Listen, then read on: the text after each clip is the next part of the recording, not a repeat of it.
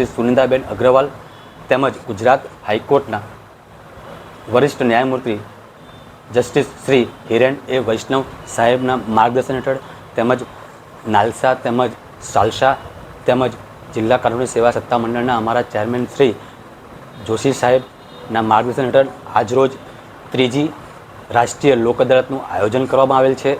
આ લોક અદાલતમાં સમાધાનલાયક કેસો જેવા કે ચેક રિટર્નના કેસો, નાણાંના કેસો, એલઆરના કેસો વગેરે કેસો જેમાં સમાધાન થઈ શકે છે તેવા કેસોને મૂકવામાં આવેલા છે।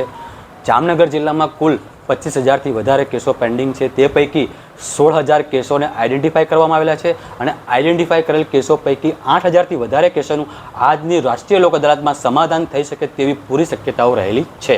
આ વખતની લોક અદાલતમાં અમે જે ડેકોરેશન કરેલું છે, જે રંગોળી કરેલી છે, તે સમાજને એક મેસેજ આપવામાં આવેલો છે કે જે કોર્ટોમાં કેસો પેન્ડિંગ છે તે સિવાય પણ સમાધાનથી સુખાકારી બંને પક્ષકારોની સંબંધીથી સમાધાન થઈને તેવા કેસો પૂરા કરવાનો પૂરો આશય રહેલો છે અને તેઓ સોસાયટીને મેસેજ આપવા માટે અમે આ કાર્યક્રમનું આયોજન કરવામાં આવેલ છે।